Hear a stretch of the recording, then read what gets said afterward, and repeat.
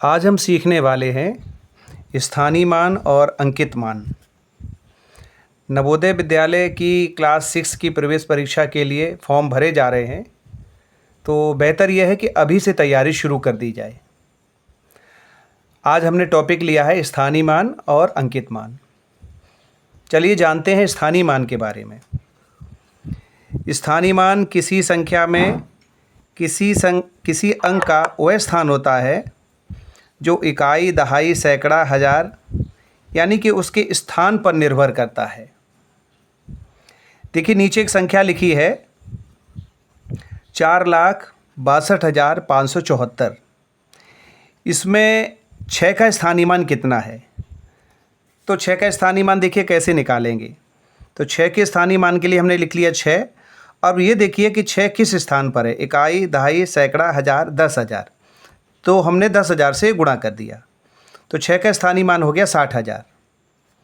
एक और दूसरी संख्या है 5। तो 5 का स्थानीय मान कितना होगा? तो हमने यहाँ पे लिख लिया 5। और अब ये देखते हैं कि 5 किस स्थान पर है, इकाई, दहाई, सैकड़ा। सैकड़ा किस स्थान पर है? तो हमने 100 से गुणा कर दिया, 500 हो गया। एक और दूसरा एग्जाम्पल नीचे है। दूसरे एग्जाम्पल में 74,02,563 ये संख्या नीचे लिखी हुई है। इस संख्या में अगर हम 2 का स्थानीय मान निकालना चाहें तो देखिए हमने यहाँ पे 2 लिखा है। और अब ये देखिए कि 2 किस स्थान पर, इकाई, दहाई, सैकड़ा, हजार। हजार से गुणा कर दिया तो 2 का स्थानीय मान हो गया 2,000। एक और दूसरी संख्या है, मान लीजिए 5 है। तो 5 का स्थानीय मान कैसे निकालेंगे? तो हमने 5 लिख लिया। और अब ये देखिए कि 5 किस स्थान पर है, इकाई, दहाई, सैकड़ा। सैकड़ा किस स्थान पर है? तो इसका स्थानीय मान हो गया 500। तो इस तरह से हम किसी भी संख्या का स्थानीय मान बड़े आसानी से निकाल सकते हैं। आइए अब देखते हैं हम अंकित मान के बारे में।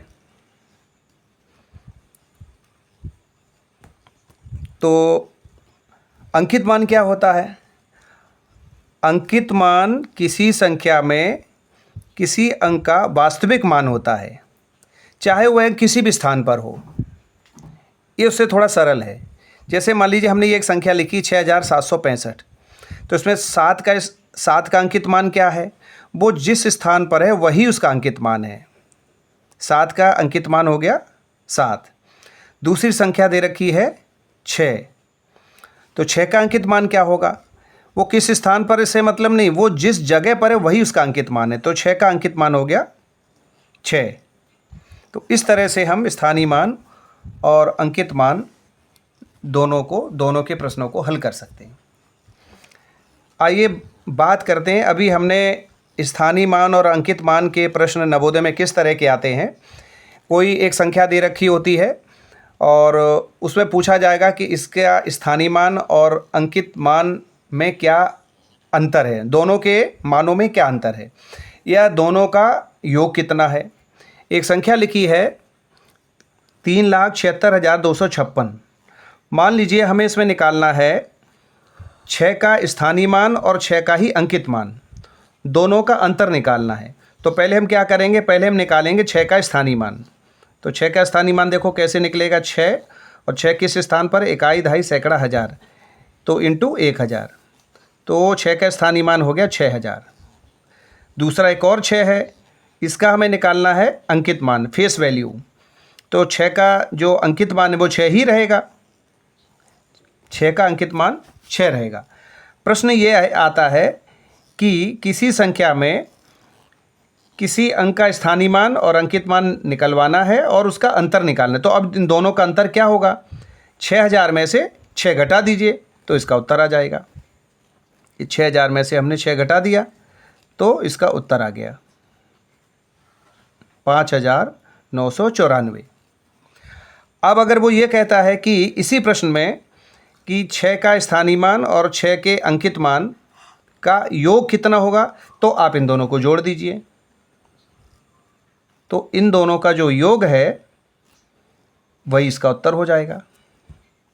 एक और प्रश्न हमने दे रखा है नीचे 5,20,452। इसमें हमें 5 का स्थानीय मान और अंकित मान का अंतर निकालना है और योग निकालना है। तो सबसे पहले हम देखते हैं ये जो 5 है इसका स्थानीय मान कितना होगा। तो हमने 5 लिख लिया। किस स्थान पर है? इकाई, दहाई, सैकड़ा, हज़ार, 10,000, लाख। लाख के स्थान पर है तो हम इसे लाख से गुणा कर देंगे। तो इसका जो स्थानीय मान है वो आ गया 5 लाख। दूसरा जो 5 है हमें इसका निकालना अंकित मान, तो वो जिस स्थान पर है वही उसका अंकित मान होगा। तो अब प्रश्न है कि दोनों का अंतर क्या होगा। तो 5 लाख में से 5 घटा दीजिए। ये हमने 5 इसमें से घटा दिया तो बचा है 9, 9, 9, 9 और 4। ये इसका अंतर आ गया।